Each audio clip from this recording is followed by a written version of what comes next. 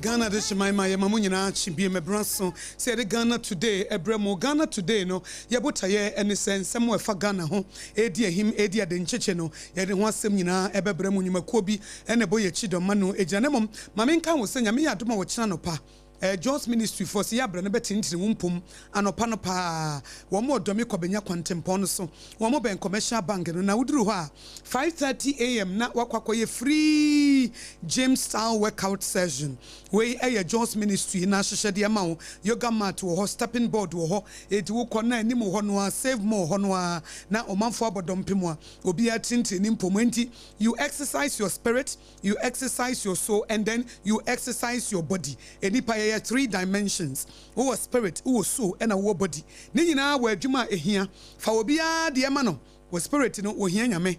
Etiane nyame enya intimate relationship. Wo soul no wo hia nimdie mu do. Enti menkenkan bibia basabasa. Bomodin ase wo benya nimdie na nipadua no so wo hia aduane papa, wo hia nsuo papa, na no achi no so wo hia exercise papa. Eti exercise die John's ministry free gym style no na wo benya bi wo pese wo te ase se de be ya 5:30 wo be kɔ bia. Efia da no ne fia da ye ka wo na ochina wo boaboa wo ho. Eti ochina na wo boaboa wo ho sie. Bomodin so be free John's ministry na free gym style workout wo de ho ahyem 055 310 6337 055 310 6337 na enwano no nti wo banso a na wato nsafre wo bi na ayefefefe se da mekan no nipadua na ehia nsuo ehia aduane nsuo na abedom dia eya hye no nso se kasa natural mineral water abodu nsuo weekend mu amokọ party no omo di na wotweda na mopese mudi nsuo kọche wo mo no CASA mineral water kasa natural mineral water ena wo hia wo kọ aye wo kọ wedding wo ye party say wo pe bottled water sachet anasa dispensers no a kasa natural mineral water Casaloma Ventures for other Roma and Omodiaba and a Typhon Womo Bok Hospital at Chiho. Ubetimi a friend Womo 020 6469430 020 6469430 landline no 0303 965780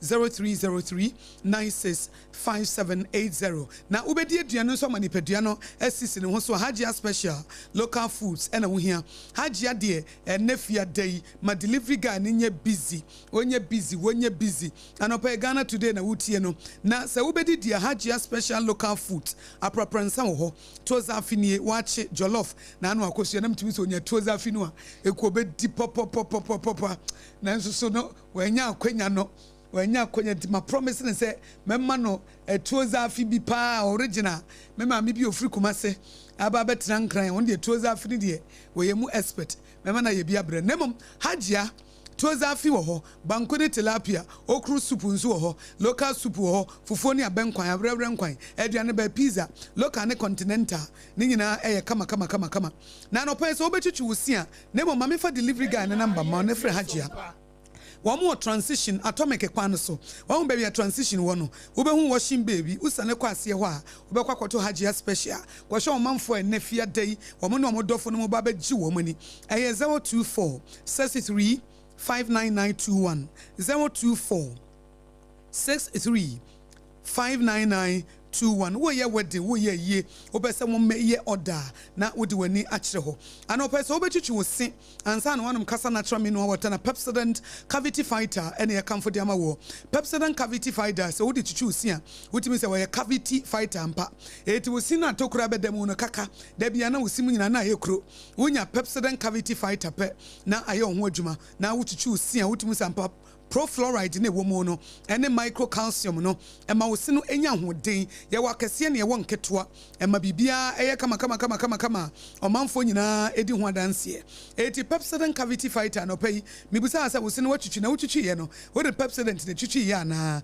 kwai na wo de feed dentists so ama Ghana Dental Association agiatum Pepsodent give you the opportunity to talk to a dentist for free eno ye 0800 161000 0800 161000 na wodem na anopai so mamenka wo se eduro wo benom wo nipadua ebeda wase time herbal mixture eduro no time herbal mixture eduro na ba ama se malaria na se yeziba na esie nipadua so malaria na se recurrent one day bia wo babosumi bia wonya bi anya bia wagye atum se bosumi bia benya malaria edura wo hia ye time herbal mixture dro wo no mo a malaria no kra emasa anopheles mosquito oba no a na ni eden no emo no nyina ema no na omo ni edi ho enwanwa eti mi hu oba wo ye nipa wo mra na enwanwa eti time herbal mixture dro no se wo no mo a na anopheles mosquito no se kana ho a nya no kra da bi kan emo no nyina ema no na omo ho oden wo fa lioness no ona ne ho oden ono na ono a pray no wotimi tete na lion no aba beche no ba on na ye adwuma ne kese nti na meka se me hu oba wo ye nipa a wo mra na ye me nwanwa efise mo ni nyina no ema no no mani ede mosquito oba no mom na ma ayi ye fe ne se malaria be ma ne ma malaria enti no kire ye bibi female eagle oba no so na nitiate ni nyansen kuta no sa female eagle no ansa na wo be ma obenya na meti na bra wa bre so obeso wa hwe ne dua bi obe masoro yakosoro yi so obeso de bre no ansa na oba besia na wa yete sa akokọ na namfom da bi emfataw enti time eba me sheduro no sa wonum bia na aboawo na wa ye kama time eba me sha eduro no ano no eti wanum ato aduane nya wo de da bia wo sori a na honam ye wo ya ye honam ye anti wo se ye yi wadi wadwumam nom time eba me sha eduro no time mixture and capsules no eno nso aboapa low performance during intercourse eti mesramo mu a sese monim ye gu ase wo bedroom no mo bedroom structure di ni na ye basa no mo nom time mixture na capsules ne bi ena mo nso so a immune system na ye mre time mixture mo nso so a mo dwonso na mo bre be ma wo dwonso a wo se na mo aye de Mr. Oyare nom time mixture and capsules no na emwo enuro mienu yi time herbal mixture ena time mixture duro no ya kamfo e de ama o ema ne mema nyina etimi nom na ba bi eto nuro bia no wo mu edi adanse prekope ema no edimu eti from Dr. Tafrija e wo 0244417669 0244417669 0244417669 na no ano no na mo hya no nso sanya me ya 26 September ya ye ba bonten ya ba be di djuma wo ho eti domijom we Sompa yabo yaba yebo yeba munhia ye wo ho no a God first anim ho ene adehyeman ho no a munhia ye na ye babu ye nsesen eti anopa no nsia kase bodu betie afiri ho Ghana today ye be ye de afiri ho ye de obi bas ne ba be si ho eti obia no pano ubose obeti speakers na bom se ya eti de wote no 106.5 FM no obado mi djoma baba beti enka ho eti ye de outdoor broadcast na ye de ba ye young toothpaste and a brush and a Sompa 106.5 FM aka bomu a ye de se djumedi ebro Sompa obi bas 2026 ne de munyina mo mochi ne tra de he mo bra asem ye obi asem e be no ho Ghana today ye be no ho ye midday news ye be no ho anopa no de Dr. Foster CCM de mesremo munka no studio ha mame monka no studio ha mame mu wia na makoye Ghana today ya kan wa no pa na Akosua je wakode ye beka no wia no wato ame ho na ye Ghana today no osuro se sa mahoma na ankoyia na wakobo kanti mu de mu ye news ni wie na mu de maba eti Akosua nko aben no wia ya no wato ame ho na ye de Ghana today na hyase wo do me ho no na to aso ti e ba live de na wia no de obama ye news no ho ha no zampa Ghana today na ba live no de ene awia no mu nimi hwamo osuro school fees osuro nti badani mti me ka kire ye ba dwom ho domi dwom ye ba hyade nso na hia ye wo ho ye be bibia wo ho for God and country ye be no ho hot bite news ye be no ho 85 AM to 7 PM ne de ye no mutuam e wo domi dwom ye de mfidie ne ya cha ye be cha de Lesser Ghana Limited for me ya street president brashi wo mu be chebi and I'm saying muncha me mani bi ansa na mo ache do me dwom fo bi o tom me se mu mienu mu ya mu mo japade bi o me ho enti muncha ne so sa enti ya street president ya street brash ene Lesser Ghana Limited wo mu na ne Sompa 106.5 FM yeba do me dwom 26 ni abaye ne kama na bibia koso promise do fonso kan ho wo mo ba wo be che Twisco ni bi Twisco energy food drink wo mo de bi ba eti promise do for ba bell fonso so ba eti wo mo so wo mo de time heba jai nya butre amaka ho time fonso tuam time heba wo mo so kan me so ko fa mi de ma for brem enti Twisco energy food drink ne de eda no jai mesi ache de ayifo so belakwa fonso so wo so jai wo tuam se ya enam se mo mesi me mo be dia promise do for so the Twisco energy food drinking so aka ho kama na eno 2 Ghana cedis pe na wa kick start your day. Good morning it we dey good morning Ghana obi anim say Twisco energy food drinking no na aye kama na we dey farmer me na medeji ade medima for herbal center Dr. Tamodaso medeji ade Dr. Tamodaso baby adura na ye de yare no ye de time no atoso ye de time atoso Pokwanse Mayira udru ha wo nyina ba yare ne bayira Pokwanse Mayira na se medima for herbal center no ono ametimi de jengere ma no so we powerful na se wutu botom medima for herbal center Dr. Tamodaso otu no botom wase bra na wasa yare ankasa yare de wasa bia ankasa emubuo yare yese wo banya 15 years wonya stroke we a demonic bra na yemfa sunsumo ne enubnemu na yemfa nsa wo yare e wo medima for herbal center wo sisi yare na no me catch Patrick se won ho da bia no so na sisi eti mu asisi yare ha mo no momra na medima for herbal center wo kotodwe diabetes prostate issues hypertension kidney infertility in men and women na medima for herbal center na wodru ho na wo pa wo a wo wie yenyo kapra wo wie na wabeda yase wo de ntafo na eba no na wabeda yase yenyo kapra wo kɔ wo wie a na afi wabeda yase eye Dr. Tamodaso juro nipa ho na no mre bi me kɔ ho na edan na ayaresabia na yesi dan kama sei Pokwase Mayira ne dan woni boss wo se se de dan na efe no sa na ayeresa nso ofe na de ba ko a Dr. Tamodaso ye ma ne ye fe ne se wonim se obi baa na oyare wo hwama me ne sa wo se komi news ka no amman ne nro wo se komi news ka ne nro no so de wonya bi wa bonten eti medima for herbal center Dr. Tamodaso nie ayaresa nie medima for herbal center Dr. Tamodaso nie wo yare ne yetu no medima for herbal center Dr. Tamodaso nie udima for herbal center udima for no medima for no Dr. Tamodaso no yare bia bebre ne ho ase hye yankopon tumi no ase eti nyina yenkona krankro yare yentu ne sebanche eti wo kuma senso agogonie fa no 0244774282 0244774282 and 050-072-7215 050-072-7215 na wodem we de me koma abegyefo akwa abegyefo memo akwa abo ye na bibia boko de erade adom na yaba no my already de ai yaba pa ai Akosua ye show say we already wo t-shirt ay already da me ho mesa ma wo check rasa account ai eti dane de jai And that's some good Obaapa. Why you ready? Pa, my crado. Why you ready? My boot crat one. Open boot. Wellington boot, and I say. Yeah, be a boot. Sneakers here. You could street. You could street. And then the end of me for no, you speak as ye be who ha. Now, bossy ya. Now, no one said near Bono, which I won't say in the city. Hey, speak as more day. Ye be bom one cassa. Ye by 26. Obi and Shay, showing from an opa. Ekosie numre hot bite kopim se bewie eti o manfo beba be hu ye nyina ye di dwuma ne ye cha de na nwumako no so advertise chese be ye de chese ye ni gie nko a na e wo live nso e wo Sompa 106.5 FM Accra na me hu se de obokrata ne bi edamonim na no pa Akosua kan story bi e fa foreign story bi a ma me bi a oni ne kru e kire meka ho asem na momfa de obokrata na mama ye nkakrakra ye wi ane atoso. Okay.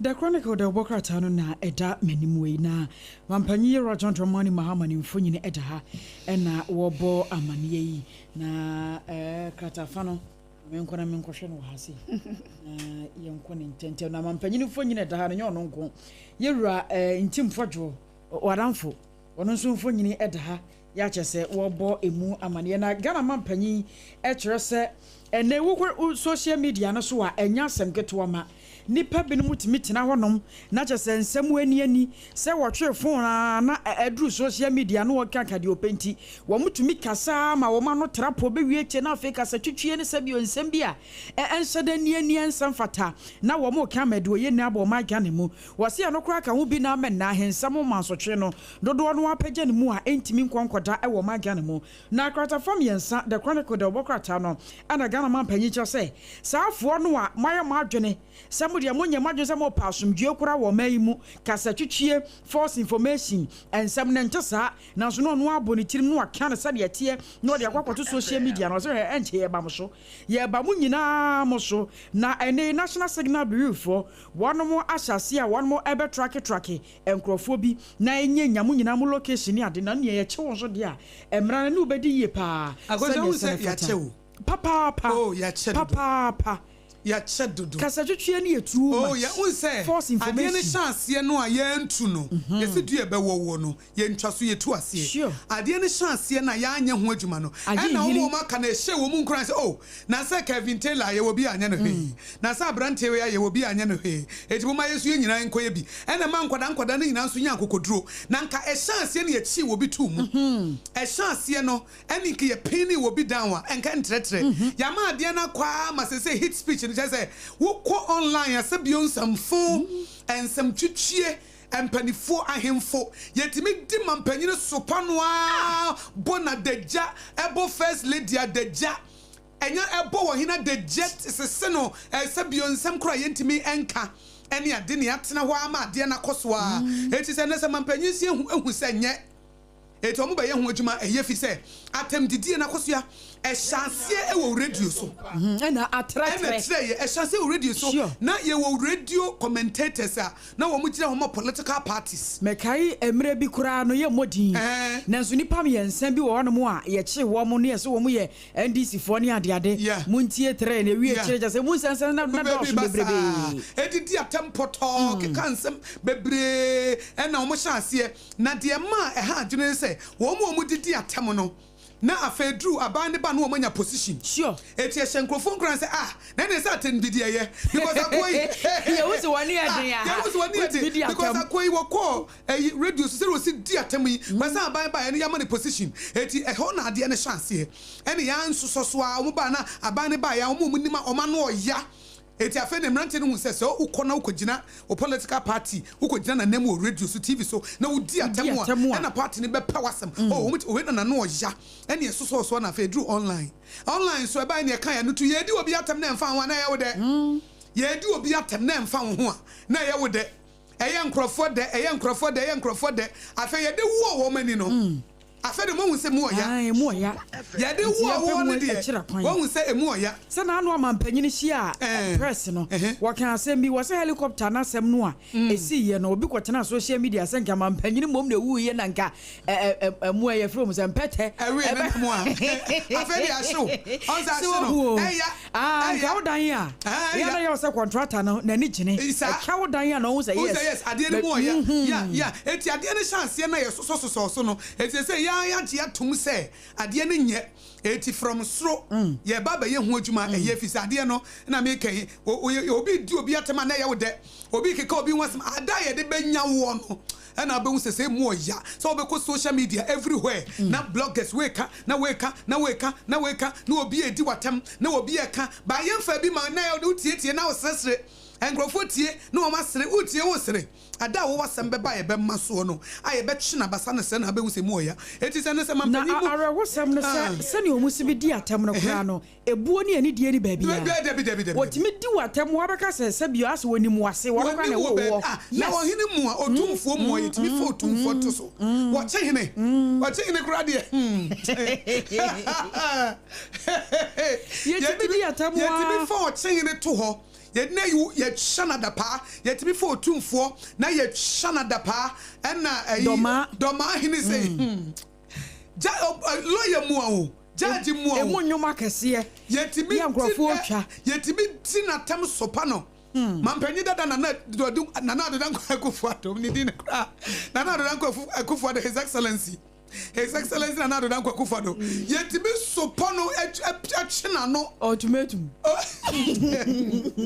yetimi tipa umiatam now say recently Professor Jane Nana Opoko Ajimai wayare ya na wo UK sure enkrofo de ne to so Professor Mua maame panyini a over 70 years your president that day so not that say 80 years no so over 70 years ye chana da pa ma utimu hu say yes maame ne ye di na tam yetimi circle ne rig ni abasako ni mpabo he no cha say wodwene ho a wotimi hunu ba bia atemdidie na Akosua atemdidie na Akosua ya anya wo hye afedi ya wo wani no ene wo say yes ade ne say mu oya ese sempanifo hunu say de Akoso ne nyenti omo de omo na besi fam a omo fa omo na ensi fam na ye chichi ba miensa ne na se num bia ebe ma omo maka no omo agya ya Akoso ato asoma and your crata from yensa no the chronicle the bokrata no na wadamfo intimfo jobo amanie was a man panyin de ahia ni o enye de ahia ni wo man ne bambo no ato ape enkoyie enioma nsada enkoyie se nyina ne naso enti rana fa yie 2 years anse ne wohwemu a ahensa mo man so twensore ensase ho man so twensore kuma ne yekum nipa se ya ne yese japade ezaman panyin ka so wo tenase ya no wa ye hwehan a wo man ne bambo no ebeje nsam yie pa na Accra Circuit Court 3 womo so ma nipa mienu bill na sesi ya no womo kire se nipa mienu yi womo ye womo se yi womo a omo ye sunsun dwuma bi ene omo scam nkrofo gi womo gold akese nya asem kento ama womo gi free womo nsam wo sika be 700,000 Ghana cedis ene omo gi ye na circuit court no akwa setena ama wama womo bill ye nei ye hwe ne mo kwan se se nipa yi womo sa so akwa piem wo court biem na ene womo adie na se hwe so MC so ameki account 6 months ni ya oba office no wono so atena se abu akonta de akere ne manfo enuema ahodo bi a oba ye waye ene de woso ye de boa ne manfo nyina no watena se akyerechirem ya na ehia nkyerechiremu sane sana efata enti the chronicle de obokrata no kakra wode na wo ani ene ma me for the daily statement de obokrata no ento so na statement katafaya to so emienu no yese Pristia Bogosu Pristia gold mine workers ya womo ewo ho ena womo ebuofui ni nyina ne se aketua wo se edumekuo mu mpanyufo de ma womo no womo chefa wono mu enya ehwo amade bo abepie mu ewo the daily statement katafa ye to so emienu na eno so eda enchen ya aban no edi sika bi eba be share double track system no yenim se abandadana no oteso no na ye nkwada ya na womo kwasinia high schools no na womo ewo eyi bi omo si double track ena ye we ko na we nso akọ saa red gold ne ade na ban we ba ye no se wa hwa anya de betimi aboa eno nti no wo mo ediske bi a eno no eye 1 billion Ghana cedis wo mo de ba be him sebe ya saa double track system no we kɔ no we ti fie ne ade no wo mo ebeyi edi afri mu na aboa ama nkwada no adesua so etimi akoso anopa yi the daily statement do bonkrata no enso ebo amane na National Council of Elders ya wo mo ewo MPP abanyuko no mo ena di won ekode ama wo mo pese wo mo 2 franc ade ma amanyuko no ya meka se nipa enum ena akwa fale wo mo forms wo mo ye campaign gidigidi na no ena empanyufo yi ede kokko akode ama wo mo se wo ye o campaign ya yelidi enkodi obi atam enkokase ntia obi kasa twitwie ene sebi o kasa emfanfaso ede mentime wase beba no wase wo mu enyi emfiri mu a anopai enwa mane bonso aba bepie mu ewo the daily statement dobo enkrata no enso emuna eno eda nkyɛn a mamenko kratafa ye toso enson ewo the daily statement dobo enkrata no emu yemra kwaku entry ejei wo ye private legal practitioner you don't know ewo sunyan ehwo na odi ni dwuma na wo se eye no nwanwa pa ese anano adom ampani John Dramani Mahama ekogina baabi eka nso wo no de enya de a obesa pretetem biom wo se we no o kan sa no a ase sebio ade no wo ho na wo na wo mpesa wo beyo na emom no etiamra wontumi kura nkoye enti amampanyi nyan se okogina baabi a no wo ka se ompese obesa akotetem onye na adwene cross osesa ade no eni Ghana memrem enti no onye na adwene kura fisu se tetem ne de enya de a obekonem 2029 no o hani over e de am obi fu from anipa no enso aba beto so enwa ma de bo abepie mu e wo kratafa ye to so enso e wo eye the daily statement na sunyan wo mo so anya chidom hene a enwa ma de bo aba bepie mu e wo emfimfi wonom okode. Okay. And the moment for daily guide.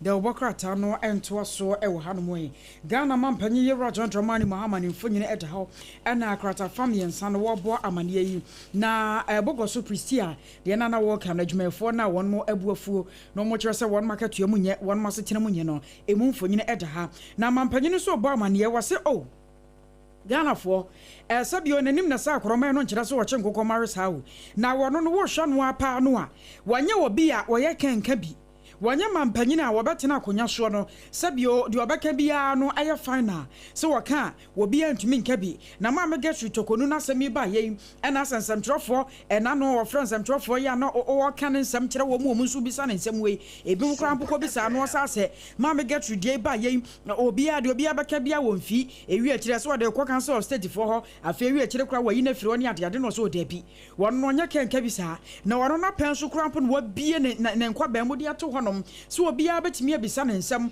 de ekoso obia betumi aka ne mmade a anya de na nye ewo se ono no wasechire ne se aduasam yenu no kama Ghana fo nyina etie ne wonye se bi oye kenka bisa ne omanfo binum esusu no na wokọ kratafa enum no a South Africa man no de aba wo msese wo ba nsoso wo ware a o se name no be ma betumi afa ama no ayeye enti nya ma nkwa no mde o mu se name beto ma so ama no ayeye enti South Africa man no de wo ma gye atum nti free na de kro ye wo mu se Death and Birth Registry Act no wo mo ba sasa no kra na eno so ba yense na wo de ato wo no se wo ba ne be ma ware a wo ba se name no be ma be fa na de ato ho so na atumi aboa oye na kata enso so di aba no ne ban sa no a oba ne ye japade a ti se Ghana ha se be ma ye japade a oba no be ma ni din do oba no so enti se dachi bia wa ja e ba oba no wo chafa wo japade ne no e wo sa na tie se we dey we dey wan say we enti no e se ban sa no na se wo oba na be ma lo na me de me pe me kru din me pese me kru be fa me din ani kan wo South Africa dey anka do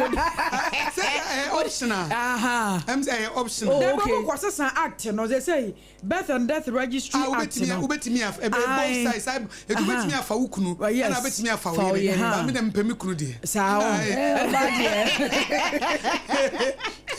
Ade sisi bi akọ no mo. Say awafuo bi na de court.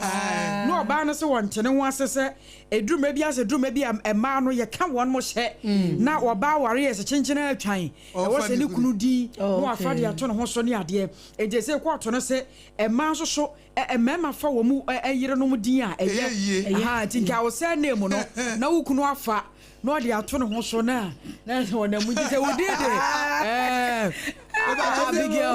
me kunu na ye miti enam so ye miti ntimefa ne din anya me na me ye mikruti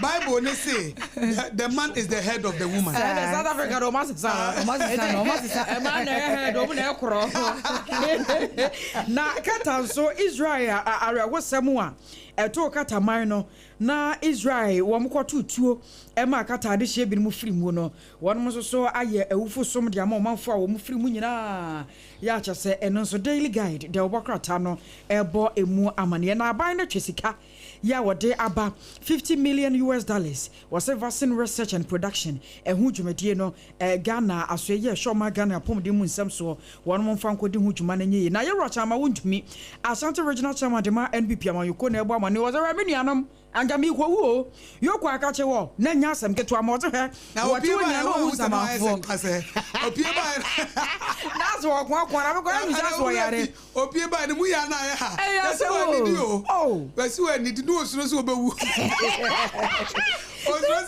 osuro wa ya no ma poison no and we kwa no so usamafo enti obi ba e no I fast by force them say and they say Kodie fasting and prayers say we need it Odehyieba that fasting and prayers breko and chaba utibiti wa kwa na nom tetefo no hu o ma cha nyina wo ma wuwo oso mu nyina ho da ya na no hu o mu ho ana se ba kwa be gyina ho aso wo frɛ o chama na we etioko de je se kabanyi fo nyina afiri wa be se gana na gasero baba e ga be hunger strike enti daily guide bokata no kakra wode na mo enso eno no na wo ba bia kohwia sedagu ne boyfriend so wadi mfinhia na de onunum 25 years your friend Vera sorry ana ne boyfriend wa hwie acid pa egu be ma no so ama be ma no awuo be ma na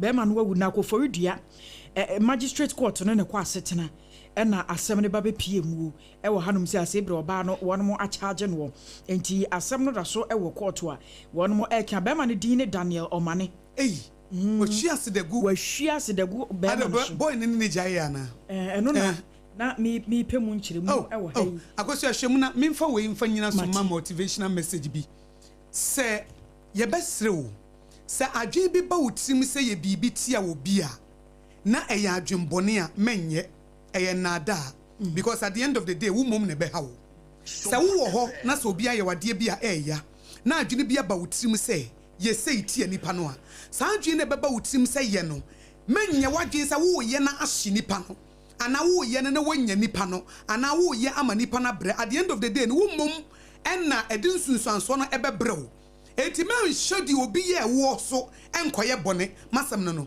men hwedi obi eye wo so na men fa enkoye bone say obi e di we cheat ntimi so mi ko cheat na wo cheat I me dey be ko cheat here because at the end of the day no wo ni padua na ye wo dia your body na the temple of the Holy Spirit ye wo dia enti di enti na be ma obi insight o amo wo akwakoye bone sande we de bia meka emo obi eboni bia wo ye na de bia wo ye enye na ma wo susu adwembone ne beba utim ne botugu menkoye saa or say overcome evil with good. So we read Romans chapter 12 verse 21 fa papa enti bone so enti boy no was when we jai enti when we jai now say wakohia sedegu no so say wawuo no sa adwen na ba wotim say when we jai anase wakwakofo ba foforo enti kohia acid good so mani ngu no wodi a kire say wokoye ne bo na adwen say wo ye atia no but at the end of the day the boy na wuwo so ya de wo betum enti wo no wakosai wo bra wo bra bo be sai wo no ya de wo betu prison manslaughter na murder ya de bebo eti adwene ba wutirimu no wodi echi no won ha wade abrɛw eti sometimes ye ntisa de we ase meya mana hye pa da bi eye trap meya mana hye pa eye trap me pie me mafie na hye me yere Wosia bonte na wo we nsa sa ebehye oba no. At the end of the day, nya wo na nsa no ko dipaduam. Enya wo mo na abesai. Me pia me ma. Metena bonte sa na ma we nsa. Na ahye no, etimi nru fie na ma bo. Na also udru fie na wo abo wo yesa de ahye wo and na ahye wo yire no. At the end of the day, nya wo na wo de nsa no agu nipaduam a esai wo. Ai me yire ena wo yesei wo ha me etiefi ne kro ne me so me chimpena na wo mpranchi ne nya wo na wo di nipadua no ko chimpena no enya wo na wo ya adulterous man adultery na wo committee no ehun sunsanso nya wo so na beba ebeba wo so eti sometimes na kosia yen shande ne nso se bia wo ni obi bobra na se nipa ne ya de a enya mema ne ma wutim se me beye wo ya ma na hye no saadwi ne beba wutim se ye ma ne hye no no eye wo mom ne be ha wo but ayana na da bi na ye wo say wo yama me yama na hye Akosua me yama na hye Obaapa me yama na hye Ransford wo mom na be hawo e bi say ade na wo be ye no you will face the consequences ni titru say aya dwembone a na mom de asese wo ye no say you will be better me hye me hu yie me ye say boy ne me jai eti afa de me so me ne mema be de da basa na wo ne mema de da basa nya wo ni padua na wo say no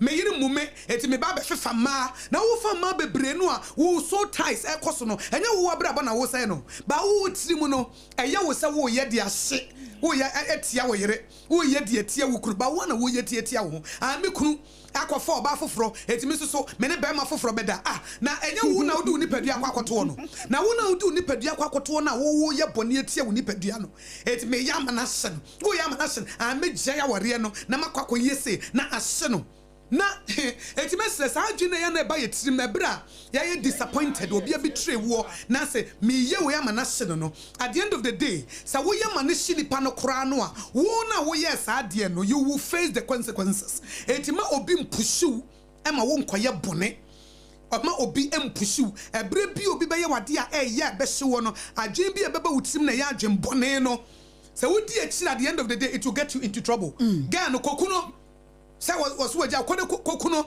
wu kokunu a na won so ya asemato ya de wakwakotum recently be ma ye wokun ne yiri ye say wukun wo yiri na won so ya baba che won ye de watu eti wo nim say wukunu na wukunu a at the end of the day nsunsun so ne beba wo so ntimi point ne say ye bra ye boyi ye hyehye nipa bebre say wukunu wo yiri anasa na mfufuo mu abrabom no wukohye obi ne wo ye wade a enya ajiri bi ba utim say ye bitia na nenhye no a saade na beba utim say ye tia na nenhye no wo mom ne be ha wo more don't be deceived e be ha wo mom more eti eni obi achi enkoye bone we wagya ho na nka akoye a enka wakohye ase dagu no so ye de wo ba betum yi at the end of the day no say be ma no wawu wo so ye de wo betu prison na we no de yakoye yakora nie ababawa Vera Asaria wanya 25 years yi ana Akosua ya se wone be ma na netie eyempana twe Daniel Mane one more twempena na oba no na wonye be ma ne ni da bia wo suspect se be ma ne twempena e wona chi entide no wo se be ma ne ja ne phone to ho a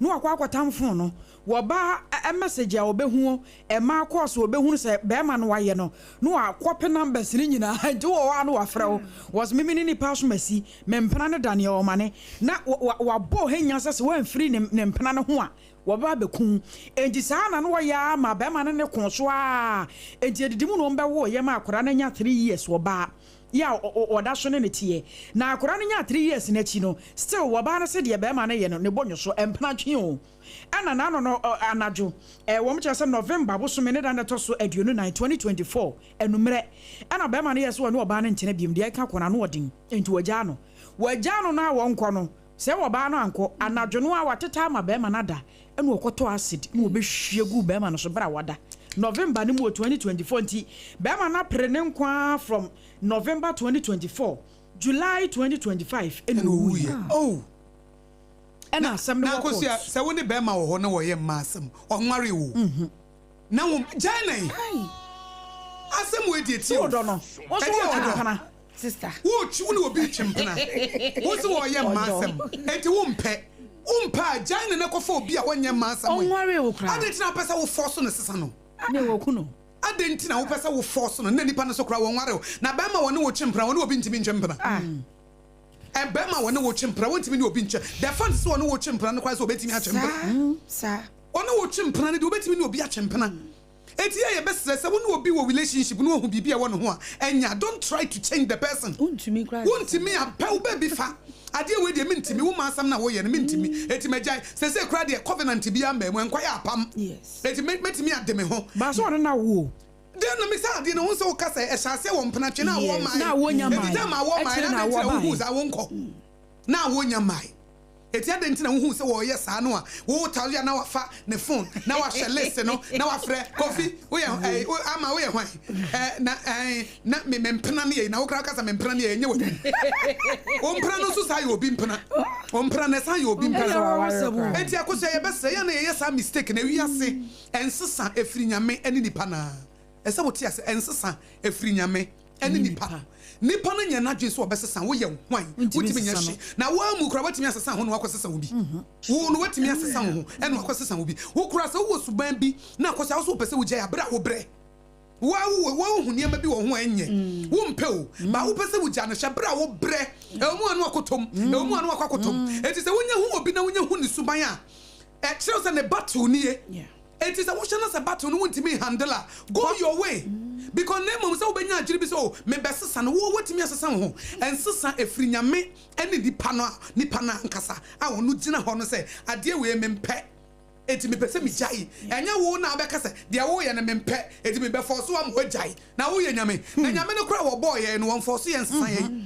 Anko no betimi anko nsesa ye nyina se tino so de ye pa ma ye no ai Akosua nyame no se wo ye nyina opese ye bo abrabo papa eti adentina anko nsesa ye nyina wo pese ye nyina ye bo abrabo papa adentina anko nsesa ye nyina ba wa gya ama wo se wo pa nsesa wo pa men nsesa wo se me de nkwa ene wo wuo me de esi wonim wo pa fa nkwa wo pa fa wuo wo ka so wo fa wuo anyame nka hwe oba mu afa wuo no wo so be ye drugs a on kan hwe wo be ye drugs na mom se wo ye drugs na ka se no ma fe de mi mpa biem ene erade boa me na wabam but what do pama it is na wo hye obi na no relationship mu na wo huniema bi wo ye mommy son wo ye daddy son wo ye die ye na wo ye say wo ye masam na wo ntimi ya no the burden we die too big for me I can't carry this burden you go your way na ya na mesesam ge you ye muto chance was me force ama aka me nko wo ware no kwa anja wedding day na say o you cheat dada When Nigeria story be a esi or lady be a wua what they na yi nyina ba bonten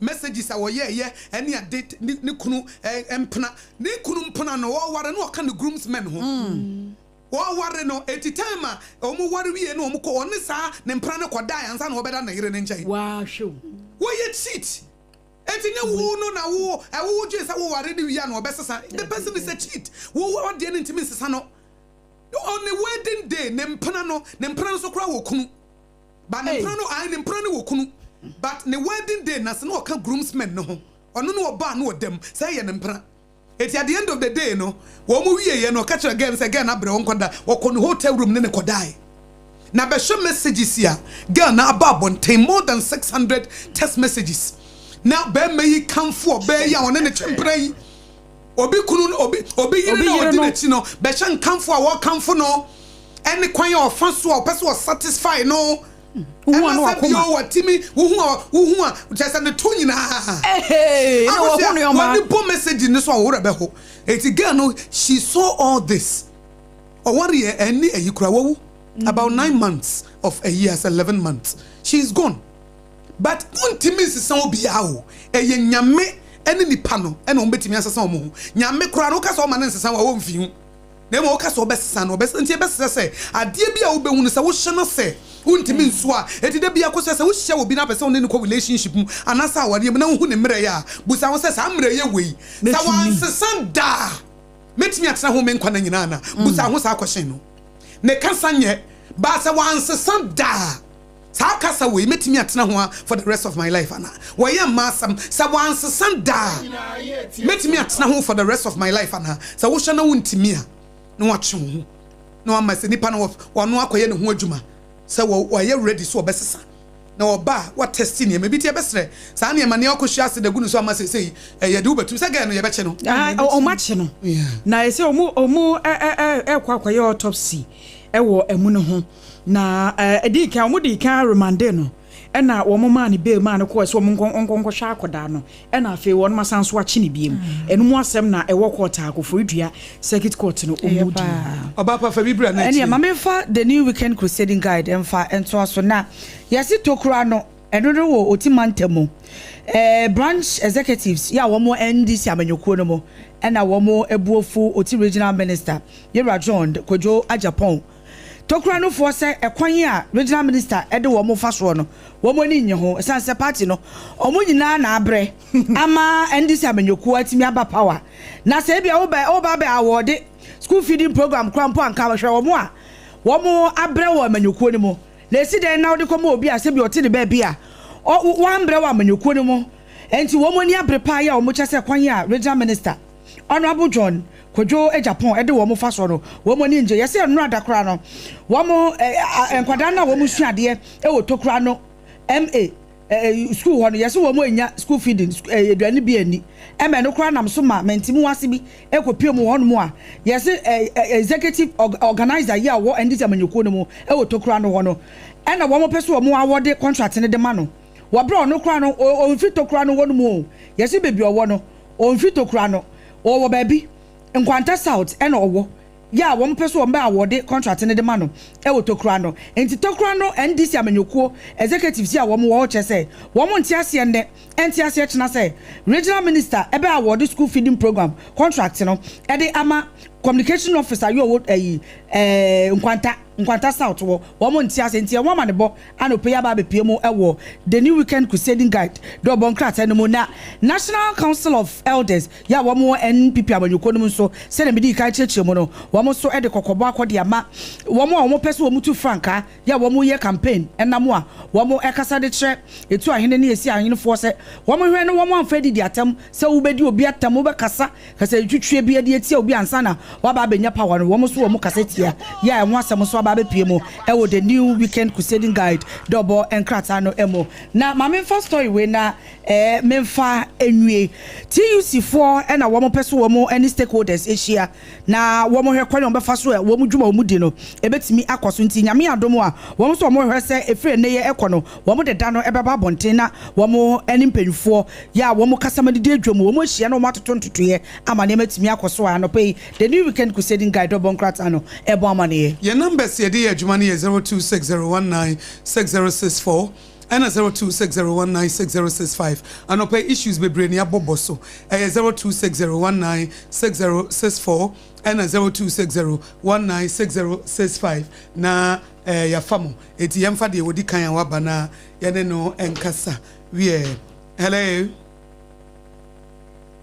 mebatɔ yɛfrɛ wo sɛ na frɛfiri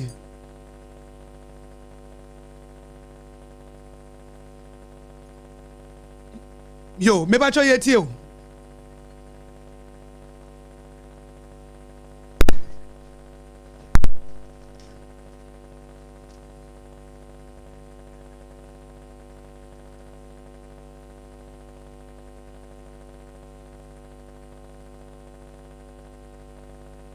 Sompa FM.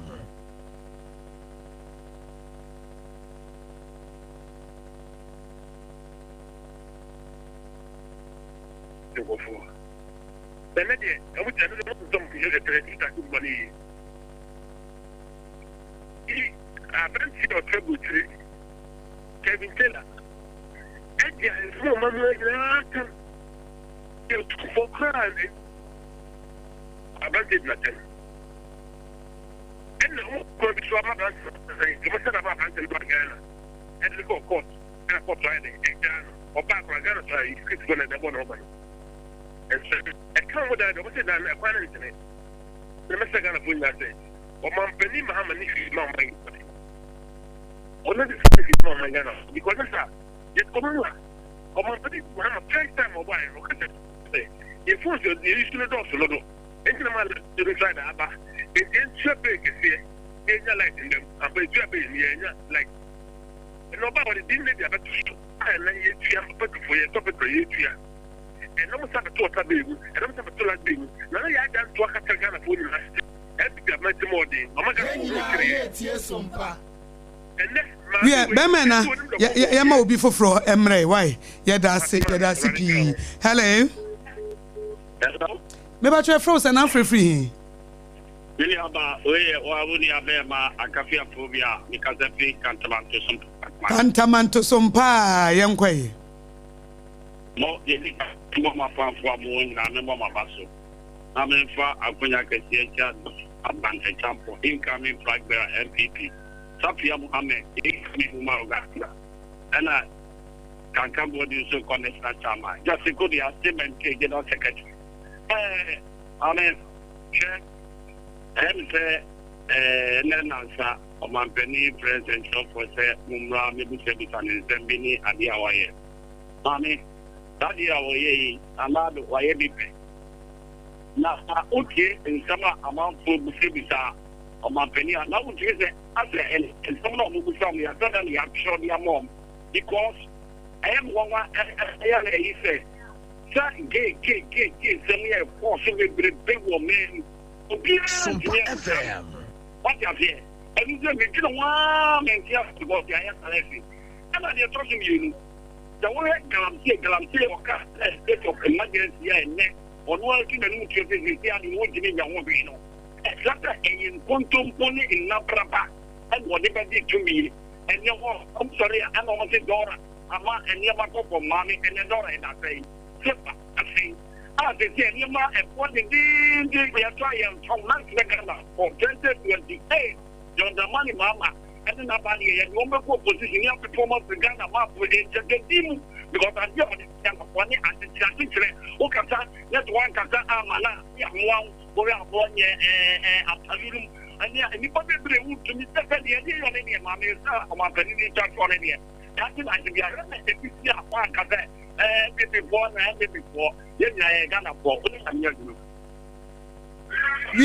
Bemena, Yabedasi, Yama, Obi for Fronso, Emra 0260196064 and 0260196065. Hello. Hello. Hello. Good morning. Good morning, Bemena, me patch your frozen and free. Kodie Obaapa Akosua, Maxwell, German South Trouble. Yo, do I quanta trouble, young quay? But I still bring a Akosua. I'm a idea, let's hear you like a Kodie Obaapa, or German South MP. Now, at the back, maybe I'm a tour to be so movie service. If you also Christian Council for you, or what that's what Ghana. I said, and maybe on what come on to cry the better me.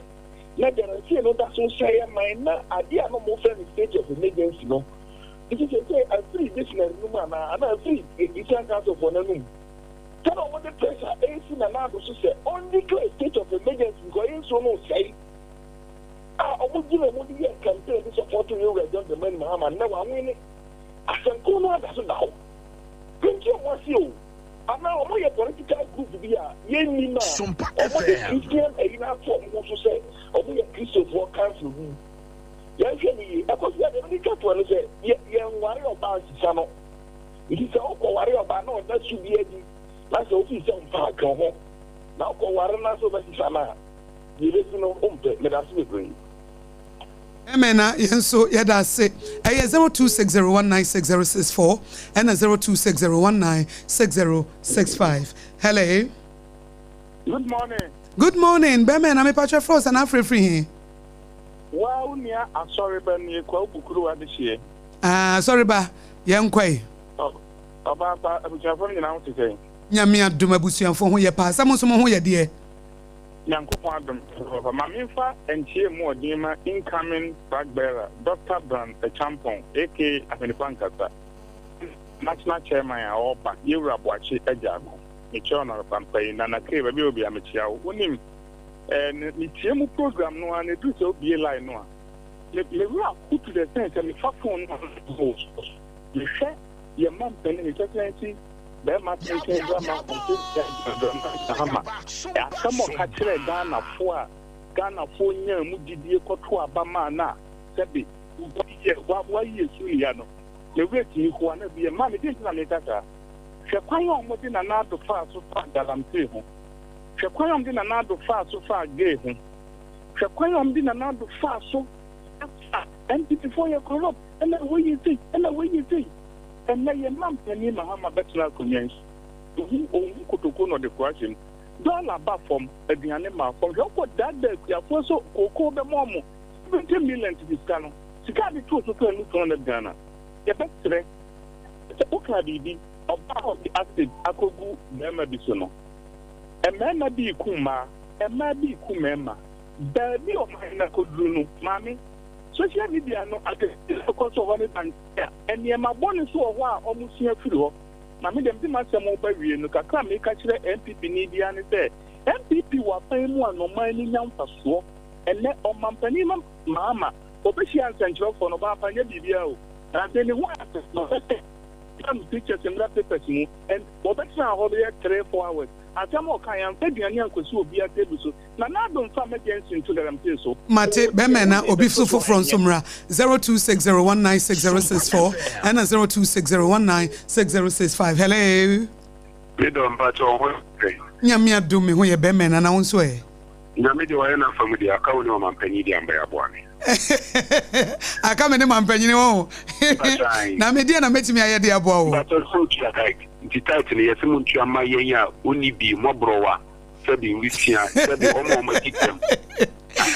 Mati Maminti away. The person did in the town of Cross and Casafrica, that your former MP to contain any trouble boom, get on them. Oba, Namefo Konye Suncha on Abuakuga, my DGP, I like two, Ashamai. And I'm the chairman to Sweater, Yamishaw, no modern book, the answer of my Penlonka. Oba, Abam Papa. Our buy ya will take Ghana for me and up to your 20. I'm not the publicly on left on my black. Now, what was say, Papa, so our and the mark for. Then I'm saying so. I'm not paying a woman. Nearly 6 years and for our country. Excavators, Marcoma for 400 and the Yachi. Upon the 1,500 year, who have just fine. Machine, all the attire Oma and we are for fair. I'm putting Fujuma, and let it nearly and me, Mampany and Roma. I was so cool. I'm called Bessia and Wamanoni. Or you have to get a look at insurance, woman necker, and the food and food. I want necker, you know, Papa. You never saw Mampany say, there's someone with disability. Yeah. On time, no, to be my head. You're Mate Bemena, Medasi, Yadasi P.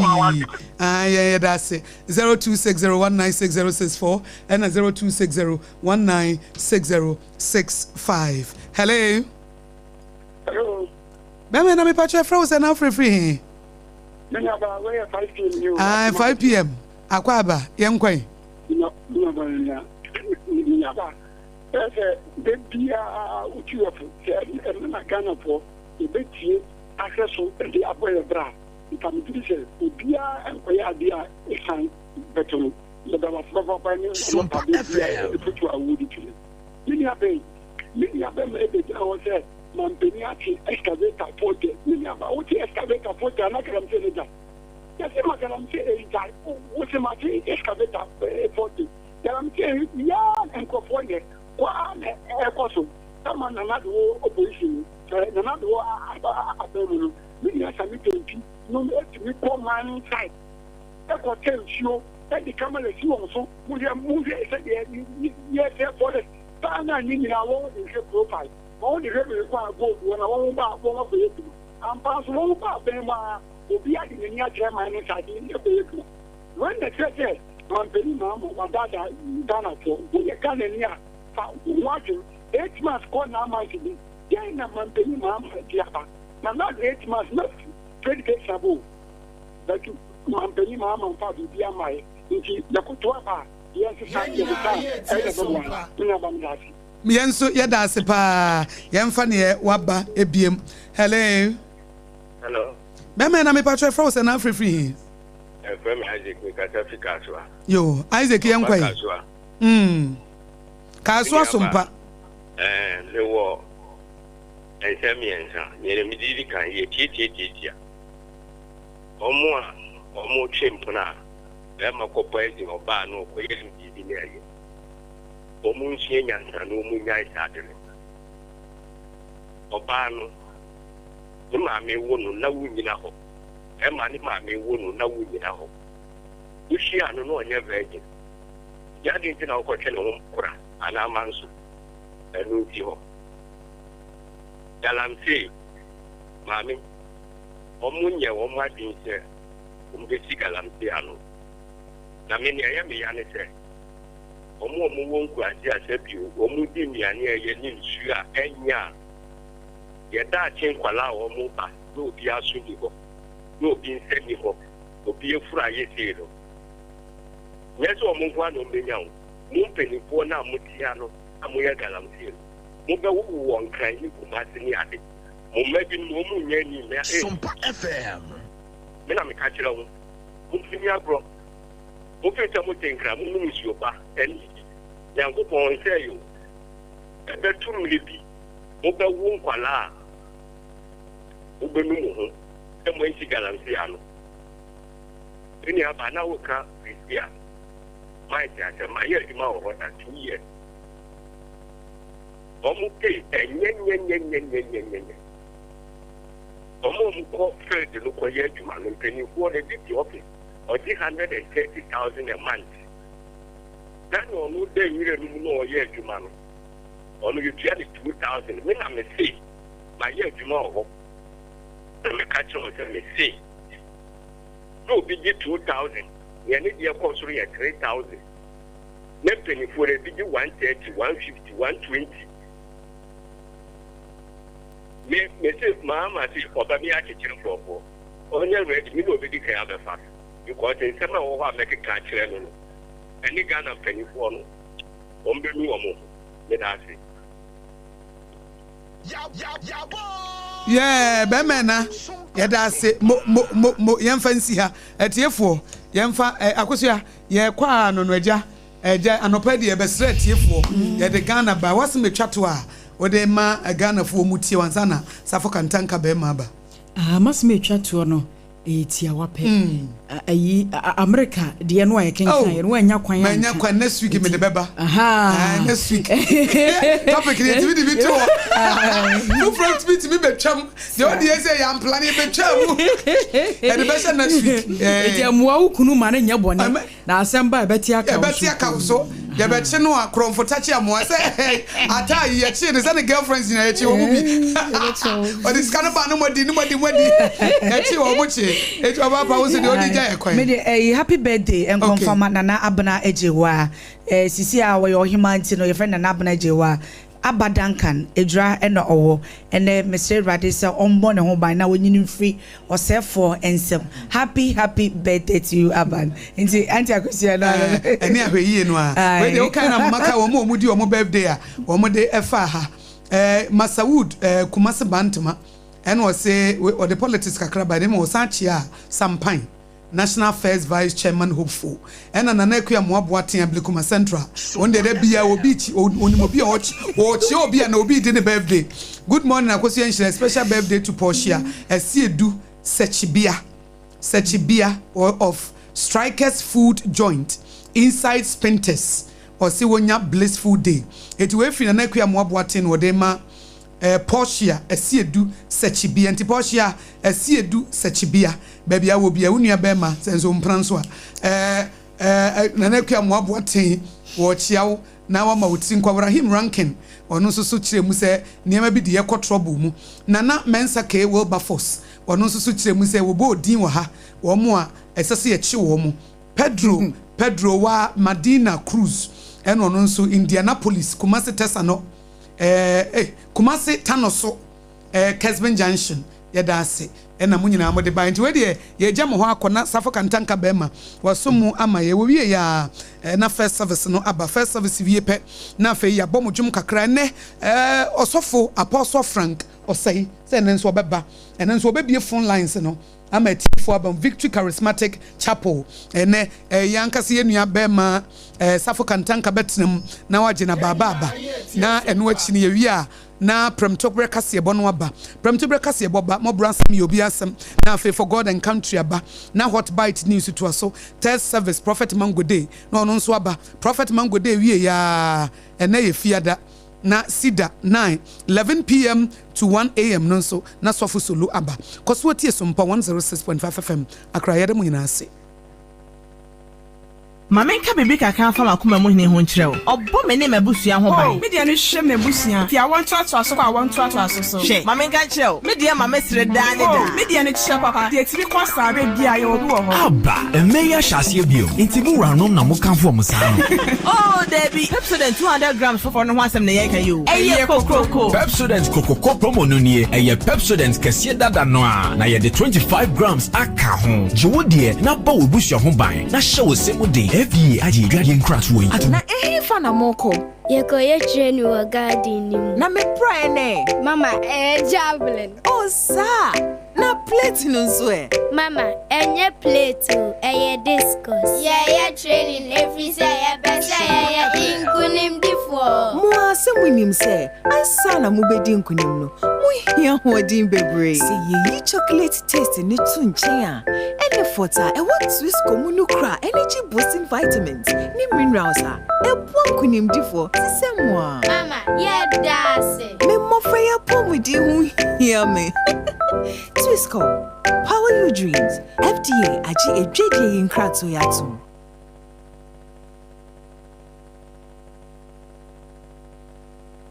This is our own. Let's cherish our own. Ghana Premier League is back again. I say this is our own. Let's cherish our own. Division 1 League is back again. This is our own. Let's cherish our own. Ghana Premier League is back again. This is our own. Let's cherish our own. Women's Premier League is back again. I don't see a day what dog can want. I need you can want. The ratio more. I day what dog can want. I need you can want. The ratio more.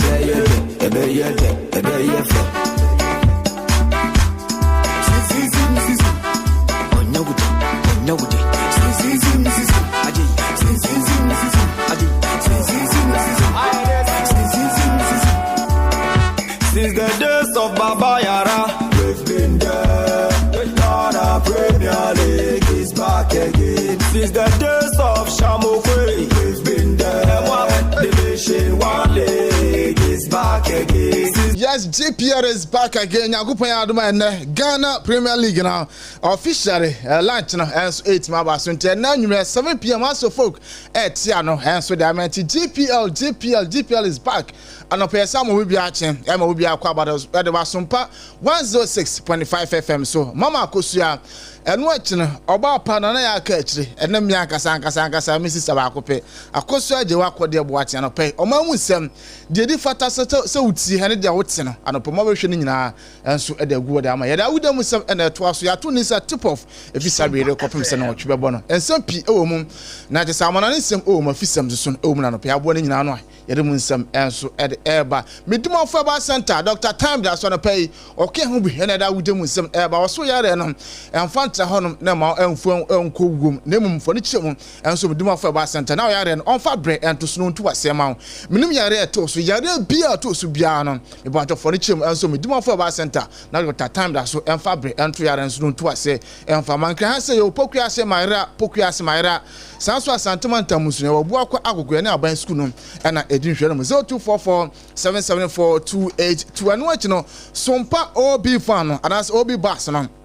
But in Akupaya Adma, Bosumwe, Bosume Crane, let the toss Adunu Ensa, a fiada, and I, yes, the table Sompa, high program, send a fear in I, yet the Baby Sham, and so the market into the market for you and Pacho, Mushana, not to see your programs, newspaper review, a room, Swahoo, and watching first service, Ebaba, aha, na system so ama enyuma awia pam to kasebo no eno so ebetim aba na ese mobro asem enso owom eno ati for God and country Professor Kwabra Aboti ebagina adwana tim ni nyina enso atachi enti Nyankopon aduma ese bosum ya ne de to so adonu nsane de oni ba bia akɔhye enso odom market eho na abohu ye maame Akosua Aboagye eni tim ni nyina na omo so asene aya de dwumade eba no just toothpaste omo adaroma ena dwumade enso so eba me ba twa no akiri kasam no wota anapa wono so eke ho babodun su papa na otwa we ye yebekɔ programs ahodo bebrebe so yebekɔ wedding yebekɔ birthday parties ayi enso so hyejem programs bebre ena yebekɔ na otwa we ye me pato yemfia ne nchie manase yenkɔnkɔje kasam no wota na bibia nso entimi enye kama kasaroma ventures ena de aba 0206469430 na yenso yenkɔje na bibia nso entimi ne kama omina boafo no pen omaso asenda widem nsem no anso 8 maba na me pato na Nyankopon adoma onum se Ghana Premier League no anonso ebetima start na memfa ho nsem no ente kaka na fe Jerusalem na didi ho komo na onum se owura ana se Ghana mampani ene na nsa ana o chance ntrofo na one nsantrofo didi komo na o de asem baako atudwa o kirema o ma hyebo ese eyade a new creator regions Ghana mampani dada o twom o mampani akufo aro anso be create no o mo so eba na o mo hyebo se eyade stadium new creator regions ni nya no o ma si stadium anso de amamo na o de takwa de no enso example no chema takwa stadium ohweska takwa gold mines yes stadium ma takwa mana e wo for na enso se ebansem se aban si stadium de de ama oman na na ka bo no na wo so na mum se de takwa gold mines enso atimali dwumaso na omaboa asi ayusu ska ketua bi enso de si mini stadium enso de ma takwa man no sa na one na aban so ebehwe na magya so no mo so apɛ mini stadium na se stadium sinebi na omode ama je se new creator regions ene owo hye bo se o misi stadium anso da ma omo no na ma hwe na bibia anso continue ansema Ghana man panin anso da to na pɛdum se ma atiefo na yenti o man panin sama o kan for new creator regions in stadium o misi anso da ma omo no Ghana man panin we promise to build stadia in all the new regions and the regions that don't have modern stadia. So as I speak, the Ministry of Sports and Recreation is doing the design and the costing for the new stadia. And Upper East is one of the regions that has been captured to receive a new sports stadium. That also is under the big push. What we're doing is Takwa Goldfields built a stadium, a standard stadium for their football activities, and I was surprised to learn it costs about $13 million. When government of Ghana has built stadia, it costs hundreds of millions of dollars. But for those of you who have gone to Takwa and see their stadium, it's a standard stadium, and I think it takes about 5,000 or more, or is it 10,000 people? And so if they could build it for 13 million, government too should be able to do same. So we've asked them to find out the architects, the designers, and everybody who did that stadium, so that we can replicate it in our other regions that don't have a stadium. And it's a Takwa Gold Mines, 8 million, 30 million Ghana cedis, 8 million stadium, Edema Takwa Maya, Dentina or Mayanon, Yan 20 minutes, Kakituabi, and Fancy Stadium, and from a new creator regions, and almost Ababeka Hon, until where's my Ghana man, His Excellency John Dramani Mahama, Editu Janarusia, and a sports minister, and so on the way, and air Tatuan, na Ochima, Onum said, Ayadan. Yes, abanada twamuno omonso de dwumade banaje se astrotas no se omo hwehwem se district bia enso ebensa be Canada na Kofi Adams sports and recreation minister echima na ese no omo hold on omaka kire contractor bia astrotas ni bo nsam se ontwentwen so ne ntin nsama honorable Kofi Adams sports and recreation minister edotu yanim. Yes, for now we've halted. Yes, all of them. If anybody is doing anything, then the person is doing it his own. But what government directly have an interest in that were being awarded from national level and the rest, especially the last minute ones that were done about some 48 in 2020 December, we said no, they should hold on it because we need to improve. Because what has been done, I will not allow my kid to go and play ball on those things. So why should I let it go ahead? And to smart sports and recreation minister, Honorable Kofi Adams and Swada to Jana Permusam, Emma Oshono so. Na Ore Fensa Kujo Fiano, a former Gaka chairman, mafia so na dodo na ade frɛ no na ɔno de bia no ka sɛ FA president 3 times 2 times no ɛya na mo ato so na ko ogide sɛ campaign for 2 years tane e ma no ko 3 times aka ba boa ɛna na ewusan sɛ na we no ya da wa champion na sɛ etima bamu ɛno so ɛna ni agi pa na mmom wo ka kire owura fɛ sɛ ket Edwin Semon Okraku sɛ si anumanum ya o making intention so obesa akobio.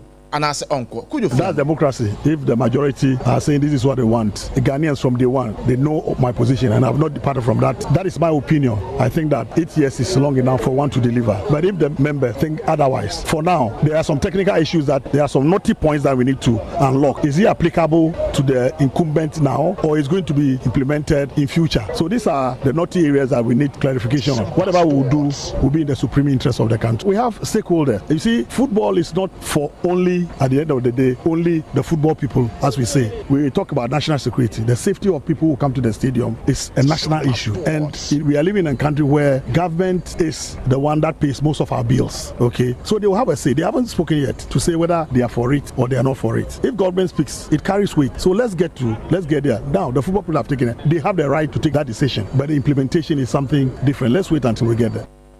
And to us, more reference to Kodie Obaapa and so that to the Paradum some United for now. Onum say Bibiani goes as the year under review Ghana Premier League now. Omuna eji esom na so na omudo money chemo and so Chirano Gold Mines. Onum say omo and sponsor Bibiani goes as na and omudo omo trophy now and so etimi kokko chirempo for and what the top 4 now omutimi gia no technical team playing board ni nyina and so etimi trophy no e de ko Chirano Gold Mines am no ko chirempo for so am here premiership no mogia no trophy na no adina kese enso etimi koso na enya asem koto akwa nti we asem a eno so fira ba no pedem sem ama United for na Dreams FC mama Dreams almost technical team no say led by Uru friend say Ransford hono and head coach Fifi Parker hands eka ho bi na say Dreams FC almost stand gonna some technical team no for next season and na pay project ni kama hands so edama o Jordan so nyakope adoma na Ghana Premier League no and also 8 months start na me pacho matches am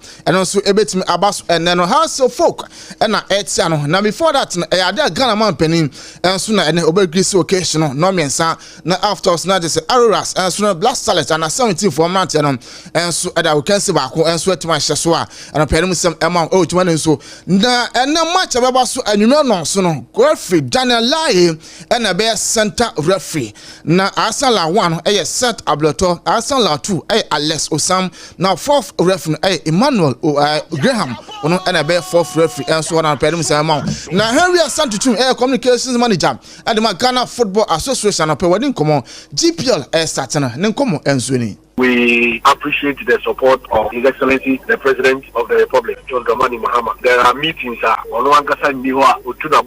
especially Chief of Staff. We have had a lot of meetings. At the Star Production announcement, the Chief of Staff was the special guest, Majority Leader was there, and the Youth and Sports Minister was also present. And on different issues, various issues. At the end of the day, the President has bought into the vision, and he wants to be part of the big kickoff. Eventually, he decided to kick it off on a Friday night. Anytime he decided to kick it off league in Yamana, and that is what we have done. And he has agreed to grace the occasion. I think it's a great honor that he is going to do the FA and the 2 clubs that will compete. It will also send a very good signal to corporate Ghana and the rest of the world. They say Abayno didn't want to just to ensure that the league ever fun in Tomapa.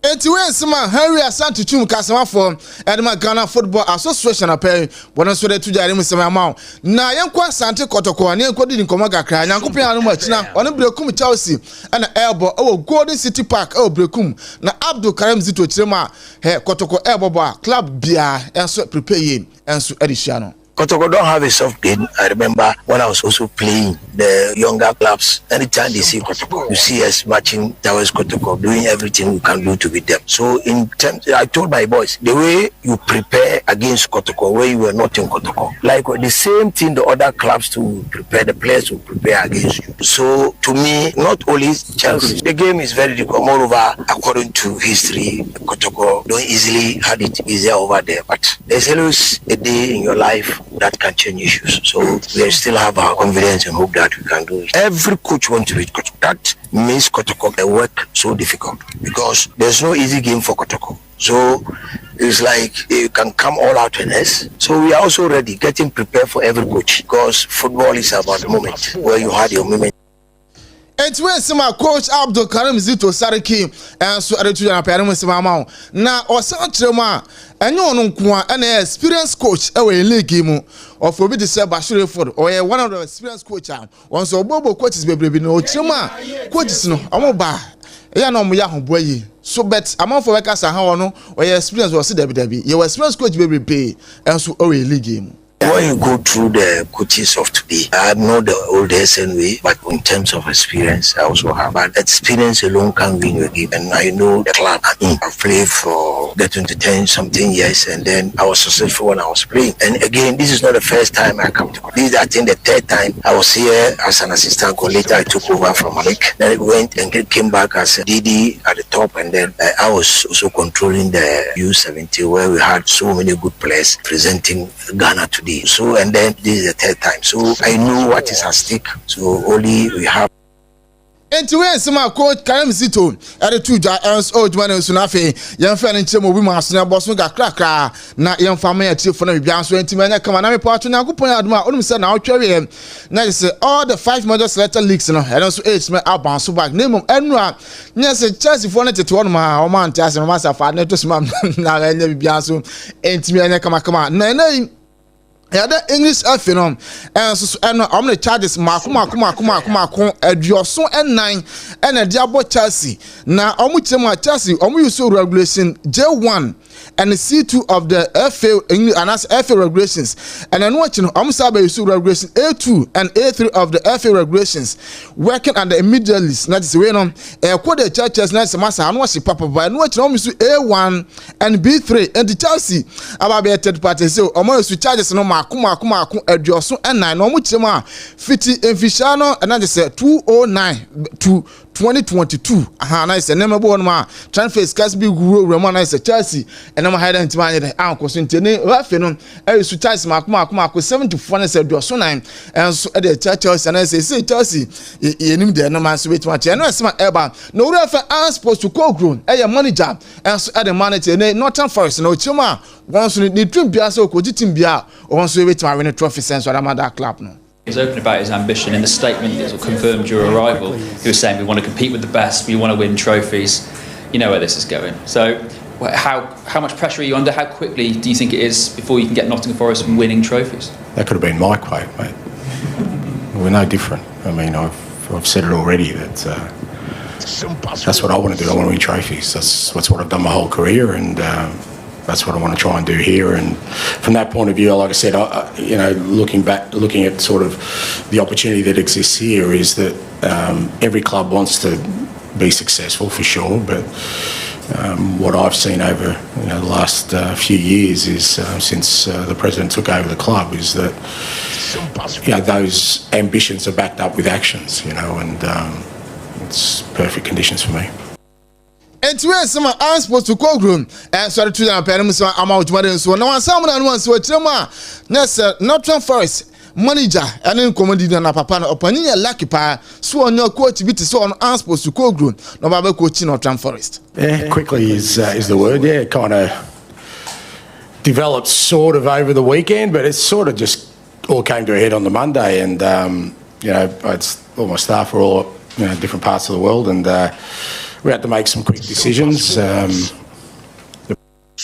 And I'm supposed to call grow. Then some now parents some amaya for journalists now. Remember result as a feature so now carry a match about 10,000 for me till from Sompa 106.5 FM. Now only say na kupia much now. Italian Serie A Akosua match about so say and I be say kwa graduate na fi na Palma and so that because a real don ko no chine to Fontus any Inter Milan game no na say no so 4 p.m. a china numere no na pepe na sa journalists because so no betima se papa Fiorentina and now Napoli so we are matches Italian Serie A and say Serie A matches no so baba so no ana yede mo sam ama o show so na kupra no match na start enamum wo La Liga features na matches aba so no Sevilla hebetena fi no eche enso ade abahata fi nyame admo china one Re Ofiato enso ade babo no china bia hore hebetena fi no Real Madrid enso abachina no me no pon sima no edunuma na side made no enso wetima to atoja no charity club hebetena fi be Pau and Deportivo Alaves Atletico Madrid and bia hore and I say Valencia mum enso na babo no pe no musem ma wo chuma ne so nyana kupon adma EPL matches eba so no say ena si china anopa early kick-off 11:30 a.m. a channel pa tuba ko pepepe na say Arsenal the Gunners na fi no Nottingham Forest and at about Brentford and I say Bournemouth na fi na Arsenal Brighton Hove Albion and at about and what Crystal Palace and Sunderland and above Everton, Aston Villa, Fulham and Leeds and above Newcastle United, Everton Fiona over Everton Wanderers and so at the above West Ham and Tottenham Hotspur and above that is a Brentford City and so at Fiona Towards the Blues as at the above Yami Adman as a question matches about Arsenal, Burnley, Everton Fiona Liverpool as at the above now Manchester City 3:30 Sunday no Manchester United and so but I'm not post was actually man now what chance have you doing who player Nyame adma Sunday we should go at the Man U. I haven't really seen much of the new lad. Obviously Onana's gone off to Turkey. I think he's gone, so it'd be interesting to see what happens Sunday with the derby. Of course, does the new lad come on now? Does he stick with the lad who's played the last few games? I do actually think it'd be tough for a new lad to go into that game at first, but you have to start somewhere. He needs confidence given to him straight away, and he's got. We are legend and my Manchester United Paul Scholes on some what they are to do. I don't know. Now older friends now just a grand porter head and as a manager at my West Ham United and also didn't come kakra. Now Lucas Fabianski and the return our join a West Ham back on open so didn't come kakra. Yentil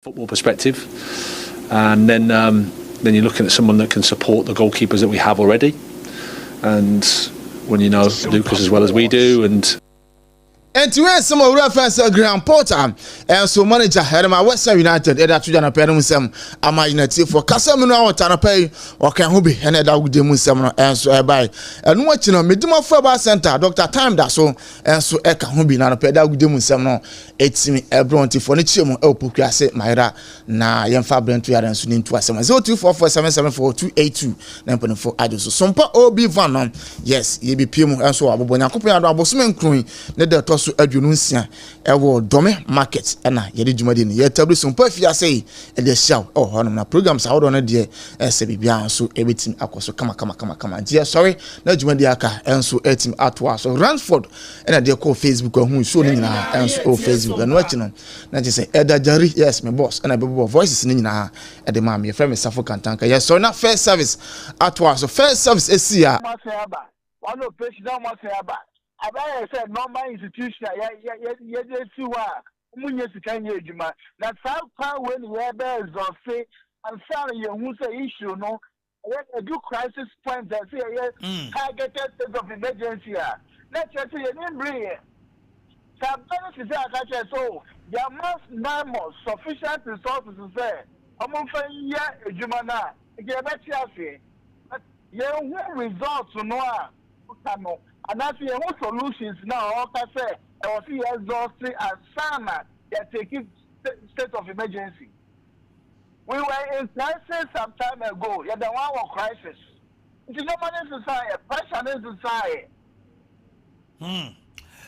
Darabo Subada Sianope. Yo, Mr. Midas, good Yo. Coalition for no, Ashawam. As your Mabemopu. I say, almost our form. Yeah, this girl I'm saying fight. Yeah, kono. Jampu. Yeah, kono. Me kind, me say. Gold. Gold board photo gold. 5 companies normal license to gold. Almost susu do every see was say gold we are they ba to ayi so am ya we no we free galamsey side diento no David on the also da said the mami awo na ni nuano no so papa fa na wia so star ya wo yi no o ho de ohwemo ya wo kuku a aji afori aji trouble star wo yi Mr. Jando all the here what the other side aji say ayi the back girl back cry dey call Monica say Abigail what's the stop penini afa no ogu say na mo wo na wia na anwumre gidie so na de age what the age ato na ni ho so say ano galamsey for no omunya omu gold a eyin no omu ton no gold board but akonta no so na collection for me no omo ya adwene say gold wa ye benya na yenum ode gold we benya se asa na me ya benti no enti akonta yensen suo nyina enti akonta yensen yenkwa nyina yensen yesa na yensen say there we don't care kwa e be fa so gold no beba no we don't care o about as it stands now that is it gold eboyen ebo man no if the gold wa ye to ton yetimi de bosumi bensia bosome nso enya we are clapping for ourselves billion but the repercussion in the bush no the same akuta yetia na doctor say ka kire yen say enkwala ye wo mo o galamsey areas ne sa deformities no ya dos no mu fi say e galamsey na